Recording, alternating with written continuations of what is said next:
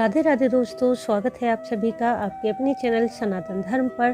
दोस्तों, कार्तिक शुक्ल पक्ष में पड़ने वाली एकादशी को देव उठनी एकादशी कहा जाता है। इस एकादशी पर भगवान नारायण 4 महीने की योग निद्रा से जागते हैं और पुनः सृष्टि का संचालन करते हैं। इसी एकादशी से सभी शुभ और मांगलिक कार्य भी शुरू हो जाते हैं। इस एकादशी को देव प्रबोधनी एकादशी, देवोत्थान एकादशी के नाम से भी जाना जाता है। देव उठनी एकादशी का व्रत श्रद्धा भाव से करने वाले साधक को 1000 अश्वमेध यज्ञ और 100 रासु यज्ञ कराने के बराबर पुण्य फल प्राप्त होता है। बड़े से बड़े पाप क्षण भर में नष्ट हो जाते हैं और भाग्य जागृत होता है।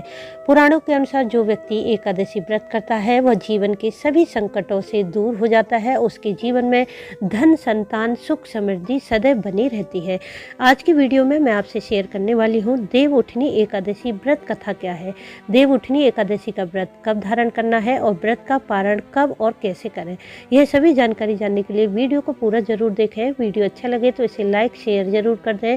साथ ही यदि आप चैनल पर पहली बार आए हैं तो चैनल को सब्सक्राइब करके बेल बटन को प्रेस कर लें, जिससे नए वीडियो का नोटिफिकेशन सबसे पहले आपको मिल जाए। दोस्तों, चलिए जान लेते हैं देव उठनी एकादशी व्रत कथा क्या है। पौराणिक मान्यता के अनुसार धर्मराज युधिष्ठिर कहने लगी कि हे भगवान, मैंने कार्तिक कृष्ण एकादशी अर्थात रमा एकादशी का सविस्तार वर्णन सुना।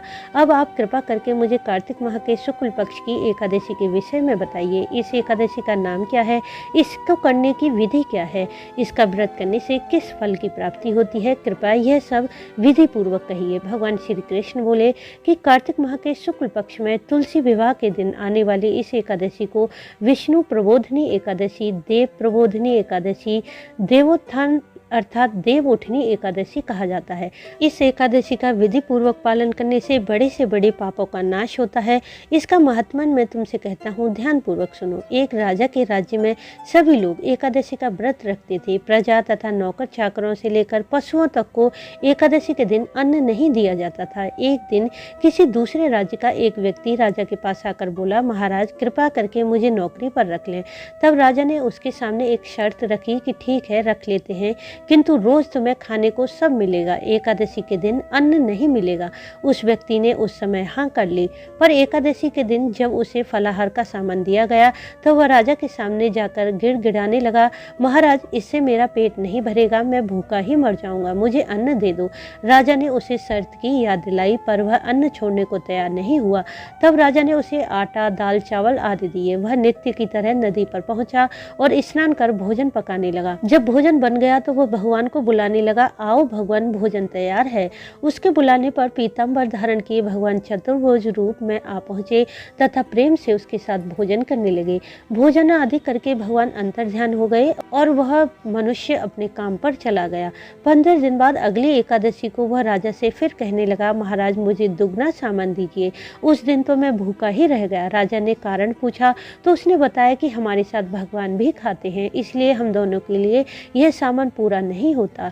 यह सुनकर राजा को बड़ा आश्चर्य हुआ। वह बोला, मैं नहीं मान सकता, भगवान तुम्हारे साथ खाना खाते हैं। मैं तो इतना व्रत रखता हूँ, पूजा करता हूँ, परंतु भगवान ने मुझे कभी दर्शन नहीं दिए।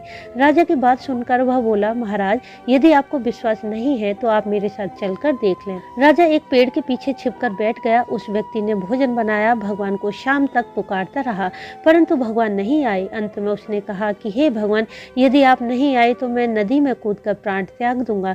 लेकिन भगवान नहीं आए। तब वह प्राण त्यागने के उद्देश्य नदी की तरफ बढ़ा। प्राण त्यागने का उसका दृढ़ इरादा देखकर भगवान शीघ्र ही उसके सामने प्रकट हो गए और उसको रोक लिया और उसके साथ बैठकर भोजन करने लगे। खा पीकर वे उसे अपने विमान में बिठाकर अपने धाम ले गई। यह देखकर राजा ने सोचा कि व्रत उपवास से कोई भी फायदा नहीं होता जब तक कि मन शुद्ध ना हो। इससे राजा को ज्ञान मिला। वह भी मन से व्रत उपवास करने लगा और अंत में स्वर्ग को प्राप्त हुआ। देव उठनी एकादशी की दूसरी पौराणिक कथा के अनुसार एक राजा था। उसके राज्य में प्रजा सुखी थी। एकादशी को कोई भी अन्न नहीं बेचता था, सभी फलाहार करते थे। एक बार भगवान ने राजा की परीक्षा लेनी चाहिए। भगवान ने एक सुंदरी का रूप धारण किया और सड़क पर बैठ गई। तभी राजा उधर से निकला और सुंदरी को देखकर चकित हो गया। उसने पूछा कि हे सुंदरी, तुम कौन हो, इस तरह क्या कर रही हो। तब सुंदर स्त्री बने भगवान ने कहा, मैं निराश्रिता हूँ, नगर में मेरा कोई जाना पहचाना नहीं है, किससे सहायता मांगूं। राजा उसके रूप पर मोहित हो गए और वह बोला, तुम मेरे महल में चलकर मेरी रानी बनकर रहो। सुंदरी बोली, मैं तुम्हारी बात मानूंगी, पर तुम्हें राज्य का अधिकार मुझे सौंपना होगा। राज्य पर मेरा पूर्ण अधिकार होगा। मैं जो भी बनाऊंगी तुम्हें खाना होगा। राजा उसके रूप पर मोहित था, अतः उसकी सभी शर्तें स्वीकार कर ली। अगले दिन एकादशी थी। रानी ने हुक्म दिया कि बाजारों में अन्य दिनों की तरह अन्न बेचा जाए। उसने घर में मांस, मछली आदि पकवान बनाए और परोस कर राजा से खाने के लिए कहा। यह देखकर राजा बोला, रानी आज एकादशी है, मैं तो केवल फलाहार ही करूंगा। तब रानी ने शर्त की याद दिलाई और बोली, या तो खाना खाओ, नहीं तो मैं बड़े राजकुमार का सिर काट दूंगी। राजा ने अपनी स्थिति बड़ी रानी से कही तो बड़ी रानी बोली, महाराज धर्म न छोड़ें, बड़े राजकुमार का सिर दे दें। पुत्र तो मिल जाएगा पर धर्म नहीं मिलेगा।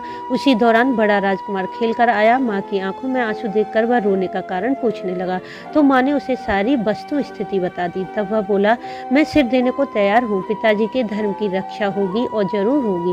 राजा दुखी मन से राजकुमार का सिर देने को तैयार हुआ तो रानी के रूप में भगवान विष्णु ने प्रकट होकर असली बात बताई। राजन, तुम इस कठिन परीक्षा में पास हुए। भगवान ने प्रसन्न मन से राजा से वर मांगने को कहा तो राजा बोला, आपका दिया सब कुछ है, हमारा उद्धार करें।